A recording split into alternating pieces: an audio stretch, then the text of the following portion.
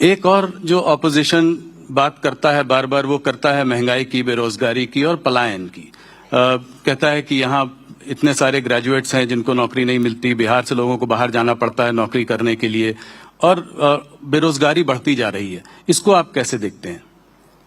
देखिए, सिर्फ नौकरी अकेला मुद्दा नहीं था।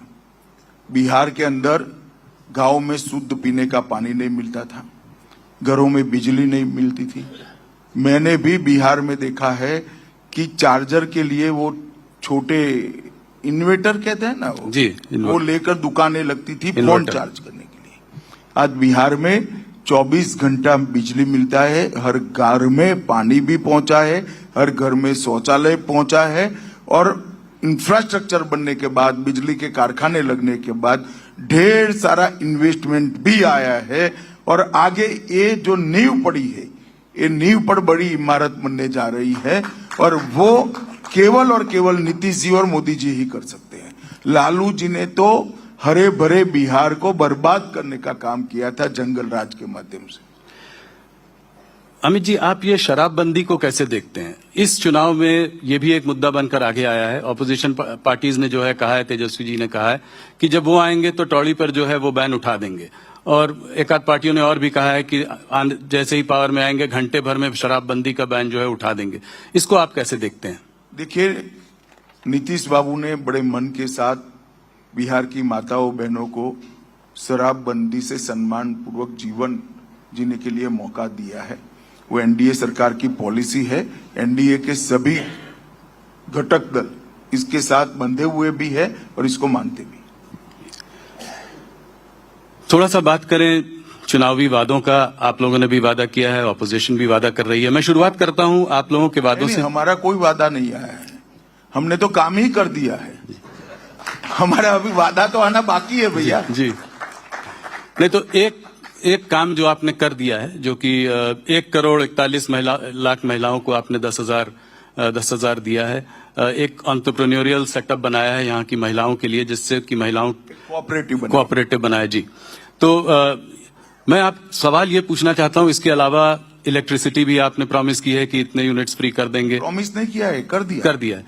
इसका जो है बिहार के बजट पर क्या असर पड़ेगा? क्या ये सब फ्री भी नहीं है? देखिए, हमने अगले 5 साल में बिहार के जीएसडीपी में जो बढ़ोतरी होने वाली है, वो बढ़ोतरी और फिस्कल डेफिसिट न बढ़े, उसका कैलकुलेशन कर ये सारे काम किए। और आप माफ करना मुझे, ये एक कंटिन्यूअसली चलने वाले, गरीबों को एम्पावर करने वाले कार्यक्रम का एक हिस्सा है। जैसे हमने घर दिया, बिजली दी, गैस दिया, शौचालय दिया, 5 किलो अनाज दिया, हमने गैस का सिलेंडर दे दिया, 5 लाख तक का सारा इंश्योरेंस उनको, मतलब दवाइयों का खर्चा फ्री कर दिया। अब उसको काम करना है। काम करना है तो पूंजी नहीं है। पहले तो जो कमाते थे वो सारा चला जाता था ये सब चीजों में, लकड़ियां, टहनियां, केरोसिन लाना पड़ता था, और दवाइयों में खर्च हो जाता था। अनाज नहीं था, अनाज में खर्च हो जाता था, खाने पीने में। अब ये सारी चीजों से बिहार का गरीब मुक्त हुआ है, वो कुछ करना चाहता है।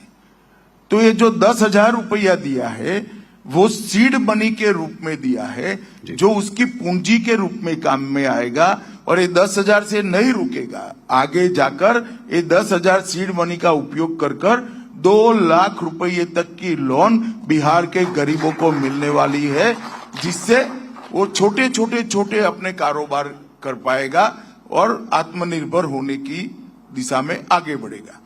एक और, इतनी बड़ी संख्या में जो गरीब है उनको 2 लाख रुपए का लोन देकर छोटे कारोबारों में एंगेज करना, उनको आत्मनिर्भर बनाना, और दूसरी ओर इतना बड़ा इंफ्रास्ट्रक्चर का निर्माण कर रोजगारी जनरेट करना, और इंफ्रास्ट्रक्चर का निर्माण करने के बाद, बिजली बनाने के बाद जो कल कारखाने आएंगे उसमें भी रोजगारी का निर्मित होगा।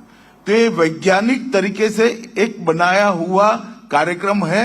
इसको बदनाम करने के लिए ना मीडिया ने ना ऑपोजिशन ने आइसोलेशन में एक चीज को उठाकर नहीं देखना चाहिए। तेजस्वी जी कह रहे हैं कि अगर उनकी सरकार बनी तो हर बिहार के घर में एक सरकारी नौकरी देंगे। क्या ये संभव है? क्या ये हो सकता है? आप मानते हो क्या? नहीं, मैं तो आंकड़ों पर जाना चाह रहा था कि अभी सिर्फ 25-26 लाख नौकरियां हैं और करीब कम से कम 3 करोड़ परिवारों को नौकरी इतने सारे व्हाट्सएप घूम गए जी कि 2 करोड़ 80 लाख परिवार 20 लाख नौकरी दे चुके हैं। 2 करोड़ 60 लाख नौकरी गुना 40,000 12 लाख करोड़ रुपया चाहिए। बिहार के बजट से 3 गुना पैसा चाहिए जी। अब वो तो मानते हैं कि वो जो बोलते हैं सब लोग मान लेते हैं, मगर बिहार के युवा को वो अंडर एस्टिमेट कर रहे हैं। मेरे पास तो बिहार से ही व्हाट्सएप आए कि कहां से दोगे इतना पैसा। मगर एक सूत्र है, वचन से क्यों, वचन देने में क्यों दारिद्र रखना चाहिए? देना चाहिए। ये लोग दे रहे हैं। इनको मालूम है कि उनको सत्ता में नहीं आना है, वचन पूरा करने की उनकी नौबत ही नहीं आनी है, इसलिए अनाप शनाप घोषणा पत्र बना दी। अमित जी, आपने बिहार पे हमारे बहुत सारे सवाल लिए। कुछ और सवाल आपसे पूछना चाहूंगा, बहुत दिनों बाद आपसे बात कर रहा हूं। नक्सलवाद की जो एक प्रॉब्लम है वो देश में हमारी बहुत बड़ी प्रॉब्लम रही है। दशकों से जो है हम लोग इससे लड़ते आ रहे हैं। आपने इसमें एक अग्रेसिव टारगेट और टाइमलाइन लिया। आपने कहा था कि अगले साल मार्च तक जो है इसको आप पूरा उखाड़ कर समाप्त कर देंगे। बहुत नक्सलवादियों ने सरेंडर किया है, बहुत काम हुआ है इस पे। क्या जो कुछ बचा खुचा काम जो बचा है 11 डिस्ट्रिक्ट्स में जहां नक्सलवाद अभी भी है, क्या आप अपनी डेडलाइन पर अडिग हैं? नहीं, बिल्कुल मैं विश्वास से मानता हूं कि 31/3/2026 को ये देश पूर्णतया नक्सलवाद से मुक्त हो जाएगा और बिहार नक्सलवाद से मुक्त हो गया है।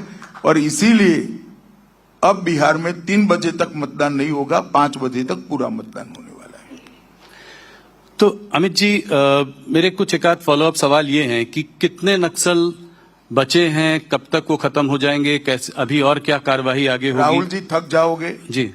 गिनती में आप मत पड़िए, इसमें ही आपका भला है। मैं देश की जनता को इतना बताना चाहता हूं, 11 साल से नरेंद्र मोदी सरकार इस पर काम कर रही है। 19 के बाद इसका डिटेल प्लानिंग हुआ, 650 से ज्यादा कैंप बने हैं, ढेर सारे नक्सल सरेंडर हुए हैं। उसमें से उनका ही एक पुलिस का दल डीआरजी बनाया गया। और छत्तीसगढ़ में कांग्रेस की सरकार थी, इसके कारण हम अटके हुए थे। छत्तीसगढ़ की सरकार ने जनता ने भाजपा सरकार बनाई। अब हमारे लिए बहुत अनुकूल भूमि है और 2026 31 मार्च को नक्सलवाद इस देश से समाप्त हो जाएगा। मैं आपके मंच के माध्यम से आने के दरवाजे खुले हैं। बहुत सारे लोग सरेंडर किए हैं, हथियार डाल दीजिए, आप भी सरेंडर करिए, मगर सरेंडर नहीं करेंगे तो हमारी कार्य योजना है और हम सरेंडर करें या न करें, इस देश को नक्सलवाद से मार्च 26 तक मुक्त करा देंगे। लेफ्ट पार्टीज का कहना है कि ये जो है एक्स्ट्रा जुडिशियल किलिंग्स हैं, इनसे बात क्यों नहीं करते हैं हम, और वापस जब ये लोग जेल से छूट कर आएंगे तो क्या फिर हमारी सरकार का स्पष्ट नीति है, जिसके हाथ में हथियार होगा इससे कभी बात नहीं। कनपट्टी पर बंदूक रखकर बात होती है क्या? और बात क्या करना है? जहां जहां नक्सल मुक्त हुआ, हर गांव में पानी पहुंचा, बिजली पहुंची, राशन कार्ड पहुंचा, अनाज पहुंचा है, दवाइयां पहुंची है, स्कूल पहुंची है, मोबाइल टावर पहुंचे हैं और रोजगारी की योजनाएं भी पहुंची। इस तरह से बात नहीं हो सकती। और ये सिद्ध कर रहा है कि कांग्रेस पार्टी और लेफ्ट पार्टी इसका वैचारिक पोषण करती थी, इसीलिए वो उनके समर्थन में बयान दे रहे हैं। सैकड़ों आदिवासी मारे गए हैं, किसी का पैर उड़ गया, किसी का हाथ उड़ गया, सैकड़ों जवान मारे गए, शहीद हो गए। इनके ह्यूमन राइट नहीं है क्या? किस प्रकार की बात करें? बात किससे करें? हाथ में जो AK-47 राइफल लेकर बैठे हैं, इनके साथ हम बात करें? नहीं होगी बात। जो सरेंडर होगा वो मेन स्ट्रीम में वापिस आएगा, सरेंडर नहीं होगा उसको पुलिस का सामना करना पड़ेगा।